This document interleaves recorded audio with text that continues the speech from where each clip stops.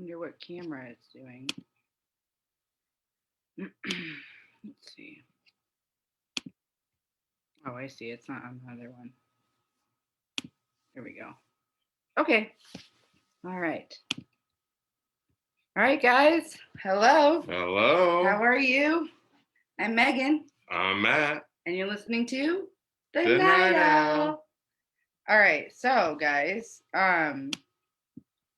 we wanted to talk to you guys about current events, and kind of includes politics and interesting news that we wanted to share. We always try to come up with some trending things, and come up with things that are current event, that are kind of cool, kind of different and interesting, and then pepper in some darker stuff. I know we've been avoiding political stuff, but Matthew definitely has a story or an announcement to talk about some recent news. What did you want to talk about? A current congresswoman. I thought, far as current events, I there were figured a we'd couple get that out of the way first. of things that came across, this week. If you're talking, political events and what is currently happening up on the Hill, as they say, or what's happening in D.C., right? Mm-hmm. We now know that the representative from Georgia, better known as Marjorie Taylor Greene, has now been stripped of all her committees. Na, say goodbye, say goodbye. And why is that? Because she is somebody who is steeped in, she has made posts of threats, basically, calling for the execution of, Nancy Pelosi, calling for the execution Obama, right? of Obama. Did I hear that correctly? She's made some very outlandish statements. There is video of her attacking David Hogg, one of the Parkland survivors. She has said repeatedly that Sandy Hook and Parkland were kind of these conspiracy inside jobs. Jeez. And then the other day, she's a QAnon person, right? She's a QAnon. Then the other day, she came after having a meeting with Kevin McCarthy, who is one of the House of Representatives Republican leaders, which really, I don't know, much came out of that. She kind of came out and stated that, school shootings are real, and I believe 9/11 happened. And I just want to say, oh, by the way, media really takes everything out of proportion. They just take a little bit, and then boom, the next day came this vote to basically strip her of all her committees, of any kind of power that she had. And if you're wondering where she was sitting, she was on the budget committee, she was on the education committee. I don't want her anywhere near our kids or anywhere near any kind of decision. No, someone like that sounds dangerous. For kids, yeah, exactly. So I'm so. She came from Georgia, which I'm really excited, because I think Georgia as a whole really took a monumental leap forward when it comes to at least the senators, right? For the first time, they elected a person of Jewish faith, Joe, Osterman to the Senate, and then they elected Reverend Warnock, a black man, to the Senate. So, I mean, Georgia made huge steps, but then there's this person out in left field, and some people are kind of arguing that, why would they silence this person? Why would they silence such, what if she is right? But what people need to understand is the history of the grand old party, right? The GOP, the Republican Party. That's and what I'm saying. They're kind of suffering a little bit. And they have a history of immediately kicking out these kind of people. So when people are like, they don't, no, yes, they do. They understood and have understood since the history in their beginning, the damage that having somebody like this in a power and in that elected a position can do. I mean, you look at the gentleman going back to, I think it was like 2012. I'm kind of forgetting his name, but this is, as you kind of noted there, 21 and plus. But back in 2012, they had somebody in the House of Representatives, right, that was trying to say like legitimate rape and things like that. And it was just horrendous what this guy was saying. And immediately he was removed. after Yeah, I making remember those that. horrible That's why I statements. heard actually that they You that's could why don't they should even get have rid to of go her. back that far further Yeah. than look at what they did from the representative from Iowa, Steve King, who made some extremely insensitive racist remarks, and they immediately stripped him of all his powers. So, I mean, when people think that this is the first time or there's no precedent for it, I guess again, there's a lot of precedent for it, and I would have expected the GOP to do this a long time ago, Mhm. because there really is no place. Really, I mean, I don't think there's any place for this kind of politician to be there. Yeah, it's dangerous. She's dangerous. I mean, and also just having those conspiracy theories and like that's for people who are bored and maybe just have time on their hands to And I talk mean, if and you're think wondering about where she that. came from, Don't I mean, spread that she's somebody stuff. who claims to be grassroots. She's not. She inherited a multi-million-dollar construction company from her father when he passed away, and Oh, so she's loaded. yeah, she's loaded, but she's also a really good. She can raise money. It's just one reason why the party has been, I think, a little That's why reluctant. they were like, "Oh, who else is going to do it like she does?" Yeah, well, they're a But little it's not hard reluctant to to kick find her out. someone who Yeah, could do that. It's not stand like up for your morals. It's a learned skill. It's not like yeah. she was born to like destined to do that. Well, I mean, it's a stand up. I mean, do you want to sell your soul or do you want to have morals? Yeah, exactly. And what was very disappointing to see that those within that party that actually stood up and said, I have common sense and I want to do what's right. They almost kicked those people out. I mean, Liz Cheney from Wyoming, who stood up and voted to impeach Trump and said, I would do the right thing. They almost kicked her out. And she's like, I'm not going anywhere. I'm going to stay here and do the right thing. So I think it's very important that those people have that. Yeah, background check. Take the power back. Yeah. I mean, it's just like when we play our video games, like in our video games, we're trying to kill the cult members in our Assassins games, and they're always in like there's a deep they're always in a higher undercurrent, power. right? There's Yeah, a deep they're always on high undercurrent. It's platforms. amazing And how much this I mean, deep it's like that in undercurrent has risen movies. to It's power. like that Yeah. it's It's like not just sometimes it fictional, it plays imitates out. life. Yeah. Woo. I mean, that's how it is sometimes. It imitates life. It imitates, and vice versa. So, I mean, that's what I had heard on a political. Then, if you're talking kind of what I heard, what is current regarding news, I heard, sometimes we really do love our musical slants. And I did hear officially, due to the public health ordinance that is occurring in California, that the site where Coachella, sometimes we really and Stagecoach, which is the country western version of basically Coachella, takes place, have been canceled for this year. Yeah, I heard about that. So, I mean, those are told me about. Yeah, about I mean, that. Coachella is the official Which, I mean, festival that it kicks all the other festivals off in April. It has already been canceled, but we'll see what happens later in the year, especially kind of at the end of summer and fall. Do you think that there's going to be Lollapalooza? You keep asking me that. I know. That has I'm just not curious. officially come out. I mean, because one would like to think that, especially if they start to amp up the vaccinations, that that would happen. I mean, I believe Dr. Fauci has already been on record basically saying that there will be fans in the stands for baseball by the end of summer. Okay. Before the end of summer, there will be fans. Lollapalooza is like before Labor, or no, North Coast is I think after that, right? Lollapalooza usually takes place at the very end of July. We don't know yet. Yep, we don't know what will be in place. I know. Yeah, we'll see. I don't even know what other states are doing. I mean, I don't keep track of like national stuff. I just feel like there's probably not going to be like a taste of Chicago or anything like that we'll either. See. I don't know. There is going to be. I heard that movie theaters are reopening. Speaking of Taste of Chicago, there is going to be though a kind of a day here in the city trying to help out those restaurants, kind of a I don't want to. It's not a national. It would be a local, but a city kind of area takeout day where to support those restaurants, and they encourage everybody to kind of have at least one meal and order out to support the restaurants here that are. Well, those festivals really would help, especially the food trucks have been doing okay during this time because they're not. You live and adapt, and I would say those that have brick and mortar are ultimately the ones suffering. Yeah. So, what you I got? wanted to talk about actually here. There's cicadas that are going to be emerging from Chicago I think this spring.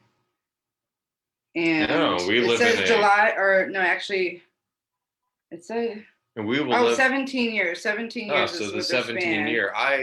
When I first moved here, within the first couple of years, experienced the 15-year. Bless you, the 15-year cicada. And if you live in an area where there's not been a lot of new construction, you will see it. So where we are here in Rogers Park, we will get a good full effect of these Now, 17 they're year called cicada. Cicada Brood X. They're going to be in Chicago. They're going to be in Cincinnati. There's a couple of other states that they're going to be in. They said from like, I think April or June. So get ready for that, guys. Because if you know, it's kind of creepy seeing those little guys like on the trees, and Yeah, I mean, you can they see like tend the to perfect little slit where they come out of them. It'll be interesting because when this is supposed to occur, especially the way our weather patterns have been, I mean, over the past few years, it's proven we've been rather cold, especially in April and the beginning part of May. So I wonder how much, if we experience similar weather like we have, if that'll play a factor into the cicadas. Well, this one says that the last emergence was 2004 for this type. And this is Brood X. I didn't know they were like labeled as broods. I knew they were, that's a brood, right? Where like there's more than one. Yeah. It's a brood. Okay. And there's various years of them when they kind of come out. And if you have a lot of new construction around you, I would say then you're less likely to see it because you've already would have disturbed where they're going to come out of the ground. Okay. Well, just get ready because those things are not fun to be near when you're like walking around and you see them all over the place. And they're harmless. Yeah, I mean they're harmless. They're so loud though. But they are loud. Once they get into those trees, it's all over. You have to really put some, you know, make sure you have some silencing headphones. I mean, I like hearing them.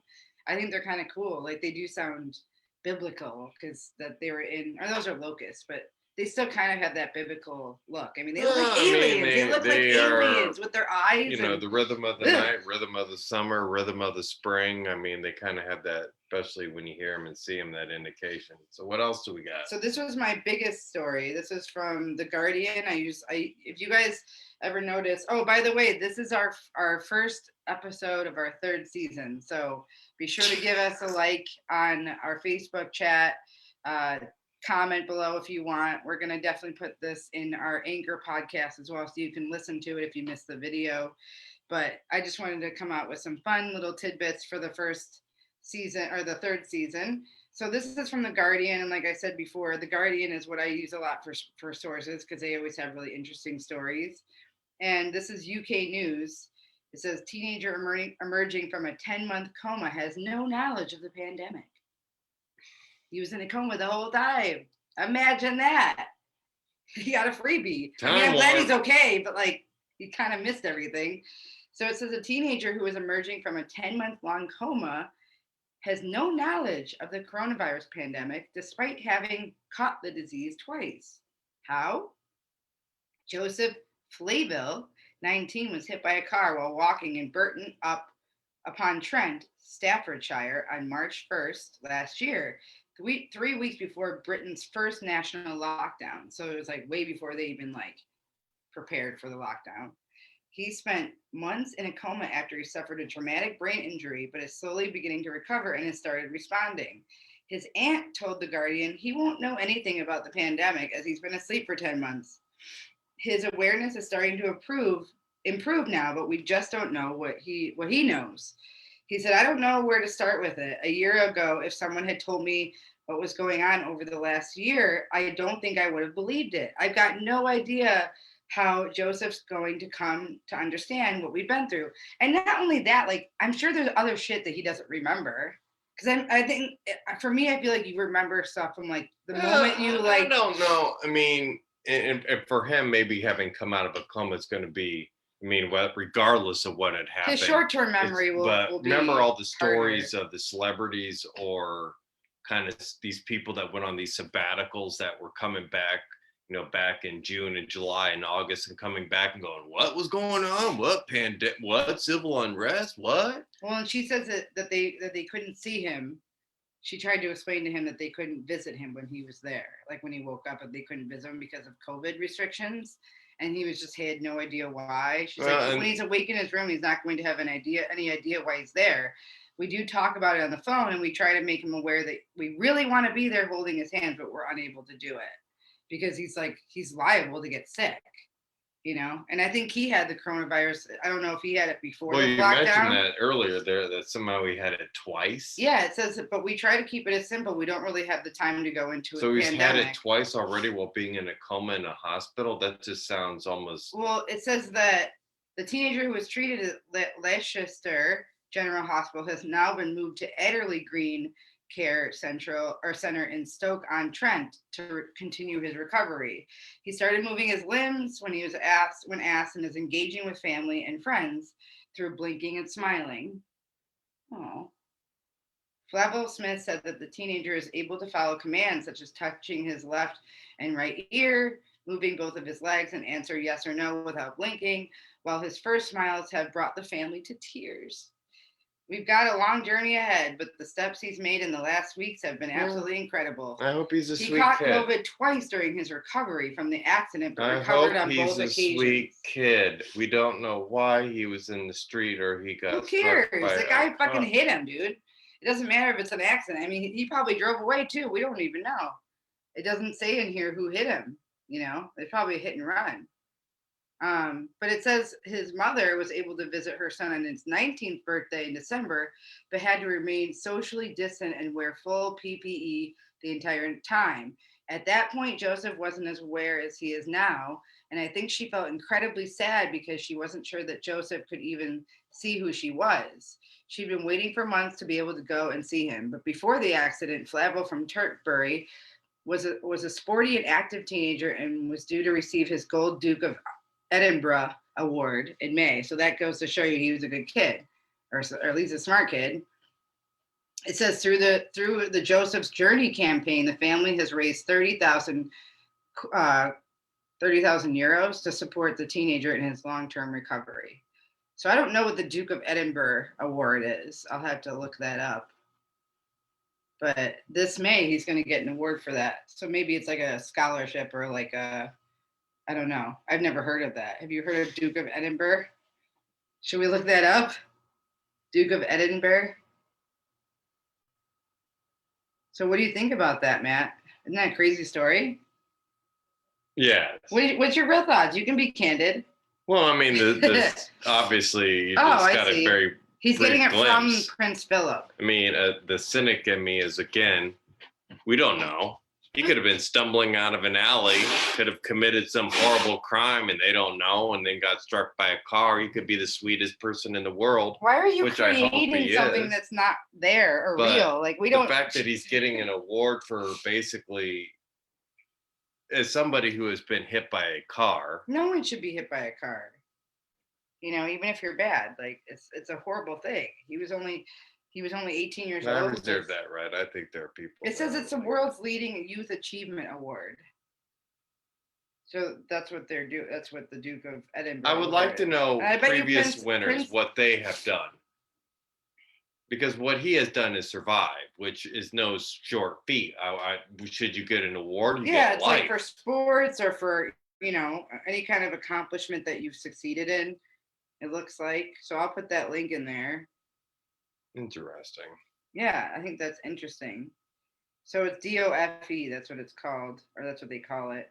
But I'll put a link in there. It says it doesn't matter your ability, your gender, background, or location. Achieving an award isn't a competition or about being first. It's all about setting personal challenges and pushing personal boundaries. Come on, dude. He's definitely a good kid. You don't just get this award for like doing nothing. It says people have fun, make friends, improve their self-esteem, and build confidence. They gain essential skills. Let's be and honest. attributes He's for getting work this award because in he life, woke up out of a coma. such as then. resilience, problem solving, teamwork, communication, and drive. And then it helps you get into like into university. I guess that's what they call it. So I think that's great. They don't care your background. I mean, you don't have to even be from Europe. You can be from anywhere. Just get in a coma and wake up. Well, I hope that he does well because, you know, I'm sure that there are qualifications into getting this award. And I think after hearing this story, I mean, there's no way they can like deny him the award now. I mean, he's been through, the fact that he woke up is a miracle. Most people don't wake up, even with like medically induced comas, it could have complications. I mean, if people are in so much shock or like hurt so badly, they have to be induced. But he obviously went into a coma, like he got hit and then just didn't wake up.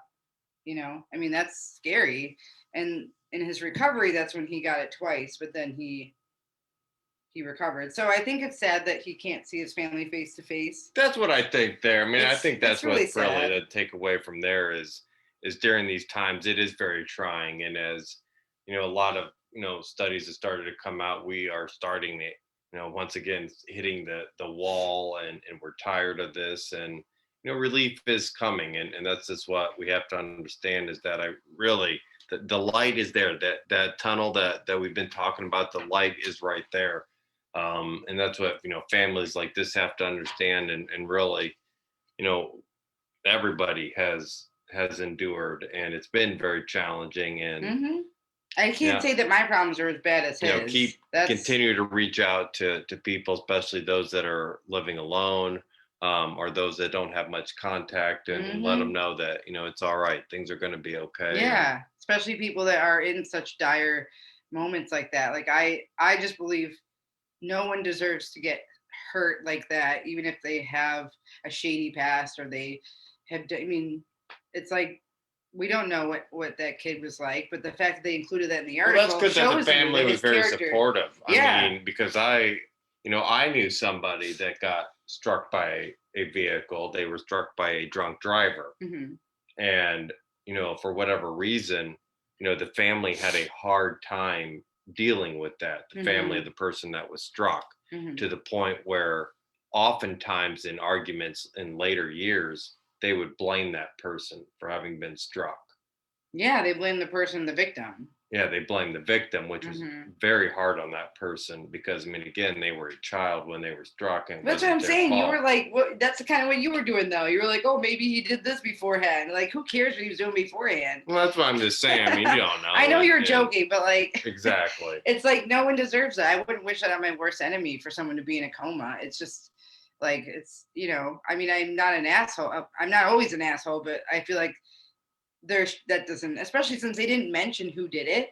They didn't mention the name, if they're incarcerated. Like, I think it was a hit and run, unless they just didn't include it in the article. But I would say that person hit them and ran. I mean, most people, I'm not saying, maybe most between some and most people would do that, just because they're like, I don't want to fucking get arrested. Like, I don't want to go to jail.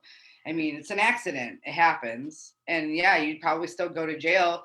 It probably would be a pretty big sentence if he was in a coma, because no one knows if you're trying to, in your head, imagine, oh, please don't die. Because then it's manslaughter. I'm not saying every story has as many sides as like a Die in Dungeons and Dragons, but most stories have, honestly, more than just two sides, and there's a lot too. You're right. And like I said, there's no witnesses. We don't know. We don't know if this person ran out on a rainy night. We don't know if the driver, this vehicle, was somehow under the influence. It mostly is the driver's fault. We don't know if this person saw this person and said, you know what, I hate that person, I'm going to try to get him. And I mean, there's just we don't know if it's on purpose. We don't know if he was driving. But I would take it at the face value, in which here we have a person who has been isolated due to these times, and the family cannot be there when we know when people going through those, family is important. I mean, it's sad, because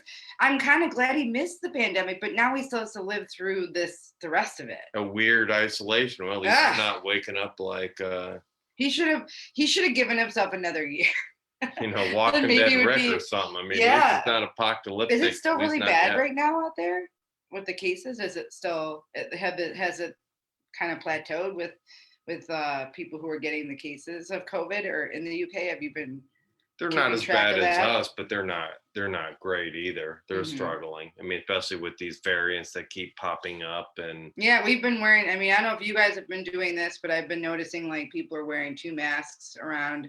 As a photographer, like I've been requested to do that, especially if I'm near elderly people or near people with even if they're healthy or they're young, they have underlying issues. Oh, I even saw a We've had to new do that. thing that was just you can take like the regular paper mask and it's supposed to tighten up this to make it not going to be quite an N95 or a K95, but it's going to make the paper mask even more effective. Mm-hmm. To be honest, since I have heard the statement that if everybody would wear an N95 mask for 100 days, it would greatly reduce everything. They're so uncomfortable. So I just feel like what I've been doing is just doubling up. Yeah, so we wear the paper under the cloth we wear the surgical mask mm-hmm. underneath, which is disposable, yep. and then we wear kind of the. I mean, you can spray those. You can spray them down. And honestly, if it's a really sunny day, you could. In the summertime, we were able to put them out in the sun, especially the N95. Is that what they're called? And we don't have those. We had a couple K95. Or K95. Masks. You can put those in the sun, and it'll help. Like yeah, there are ways to but not now, sanitize or disinfect. Yeah, those. I mean, we spray. You can spray those surgical ones too. If you're not sneezing in them and stuff, you can spray them out. But yeah, we'll use those and we'll put them under. I just use 2 cloth masks. There's one that I like that's too big for my face, and I'll put that over one. But a good way to test out your mask, and I know this is kind of a late tip, but a good way to test out if it works is get a lighter or a match and put it in front of your face with the mask on and blow on it. And if it doesn't blow out, then it's good. If it does, then because they know with just a single layer mask, some of the microbes that aerosolize, they can get through that. Yep. They can get through that. Unlike with an N95 mask, they can't. So if you double up, I mean, you're less likely. It's not porous. It's not perfect, but it is going to be more effective than just one. So you know what? I should start wearing those more now because it is colder. I couldn't wear them in the summer because they were too hot.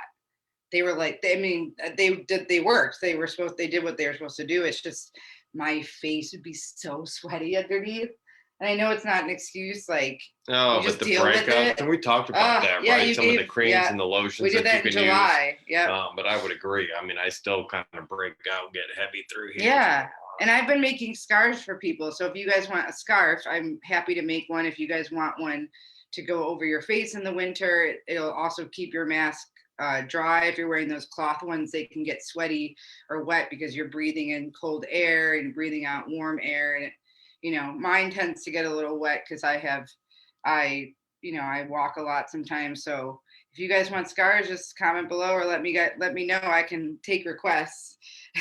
And gaiters. I mean, gaiters help. Don't wear those by themselves. They're not effective. I think you guys should wear them over your mask.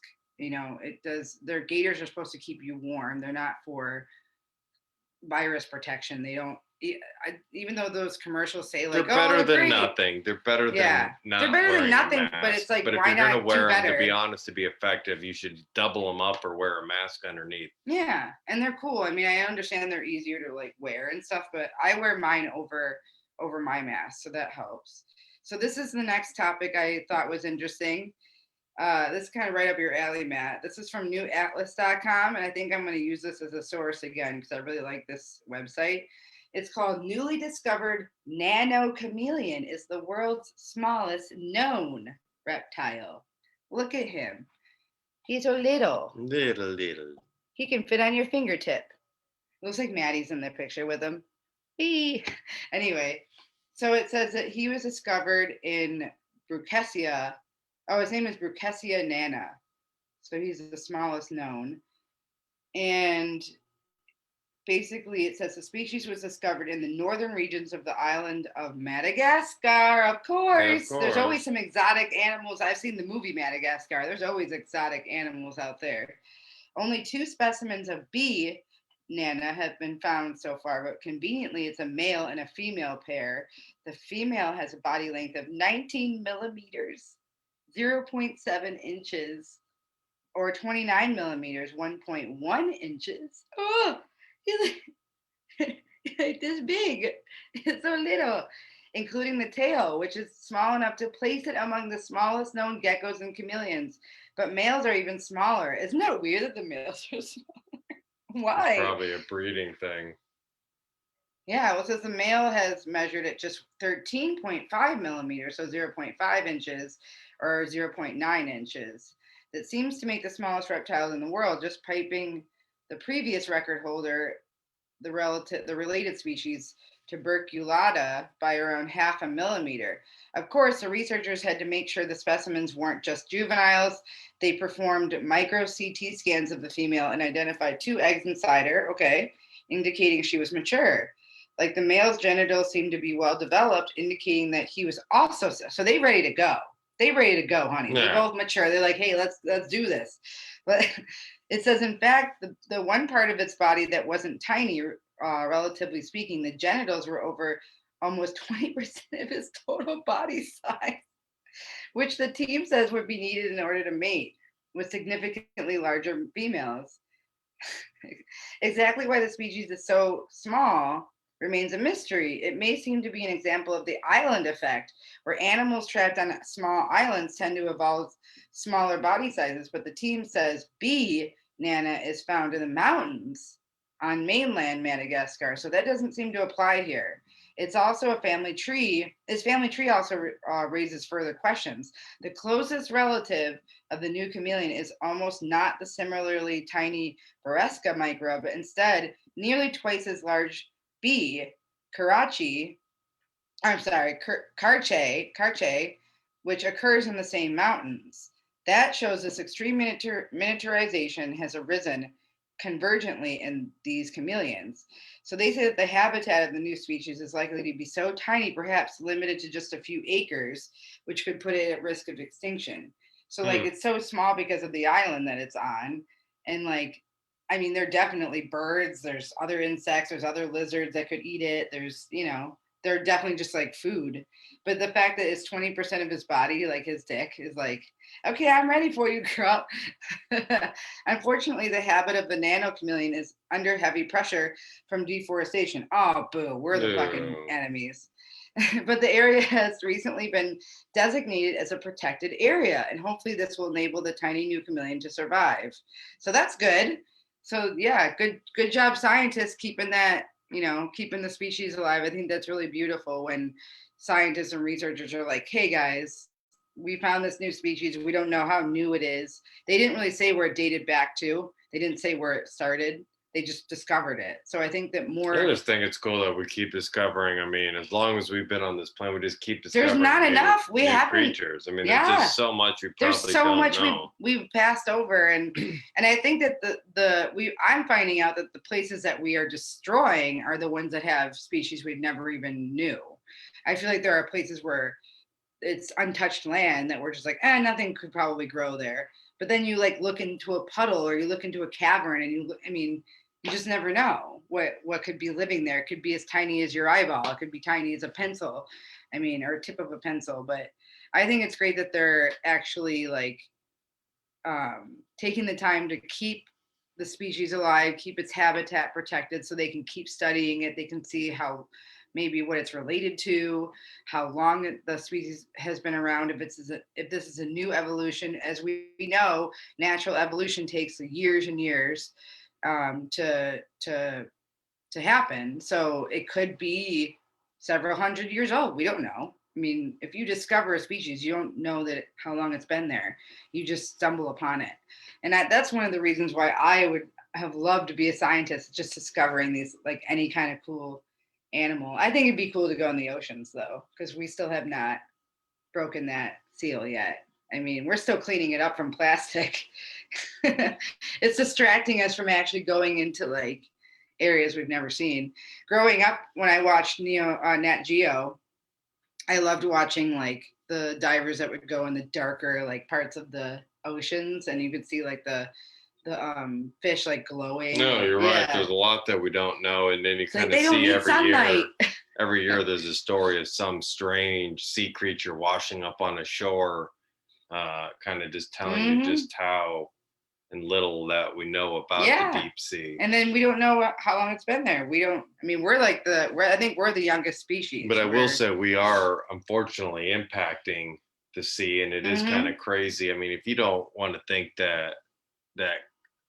I was thinking about this the other day about climate change and thinking about how much, because I had heard the story, right, that we have slowly sped up the rotation of the earth. Yeah, Matt was just saying this to me the other day. The fact that the polar ice caps are melting, which is slowly raising the level of the sea, the fact that the sea average temperature is slowly going up, which is then allowing that warmer water. So that's how you get these back to back to back hurricanes and these powerful storms. In the Because frigid before, weather right now. yeah, I mean, even some of that, but before you would just hear like a hurricane, right? So it would then zap all the energy out of the ocean. Well, because the ocean's so warm now, there's just so much energy. That's why you get these back to back, which is then in turn speeding up, giving to these winds that are speeding up, which is then turning, the rotation of the earth faster and faster. Scary. It's scary.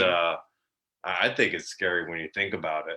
I mean, and I've known this, but it's like when you see it happening, it's more terrifying when you see it than when you hear it. I mean, it's still terrifying to hear something. If I never, especially when these things should take thousands of years and it looks like it's, wow, whoops, that took what, 20, 30? Oh boy. I mean, ever since we created Tupperware, it's just gone downhill. Even with recycling and all of that, it's China kind of gave up. They gave up dealing with our recycling, every other and time our when garbage. I'm in the car from Sam Waterson that there are 5 large plastic floating islands in the ocean the size of Texas that were killing our, oceanic sea. And we're eating it. It's like in our body. That's why we've lived so long. That's why people live to be 90 now, because everyone's just made of it.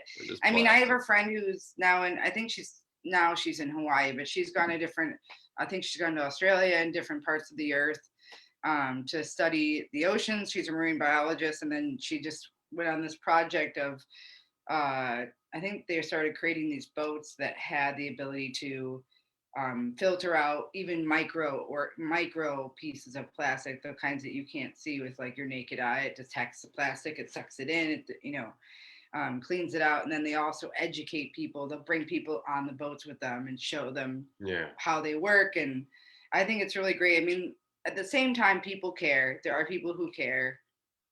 It's not all gloom and doom. There are people out there that are trying to by 2030 make it a better place. I know even our own president is we're back in creating some programs and making moves. Making moves. Yeah, so don't fret too much, guys.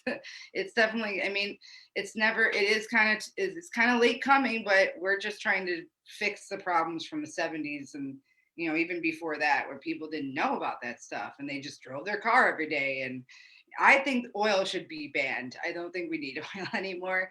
It sucks because we drive a Civic, but our car gets a lot of gas. I mean, growing up in school, right? You always heard fossil fuels. That there's only it's a limited resource, and there's only so much of it. We need to try to advance. We still keep plugging away with it. It's like it's like oil is the lifeblood of the earth. You're tapping into her blood. And eventually she's just going to be like a dead. And now because of some of these regulations and because of some of these pacts that are being signed, they're forcing, say, energy companies and oil companies that you need to try to wean yourself off of that and try to advance beyond that, because we're going to start to make it really difficult for you to start to use that. But we'll see. Yeah, we'll see. I think it'll be better. But you guys, if you want to comment below anything that any tips or tricks, or you want to talk to us, if you want to be a guest, just email us at thenightowlchicago@gmail. But yeah, other than that, that's all we got for you guys, and we love you. Stay safe, stay happy. Wear a goddamn mask. Mask. I'm Megan. I'm Matt. And you're listening to The Night Owl.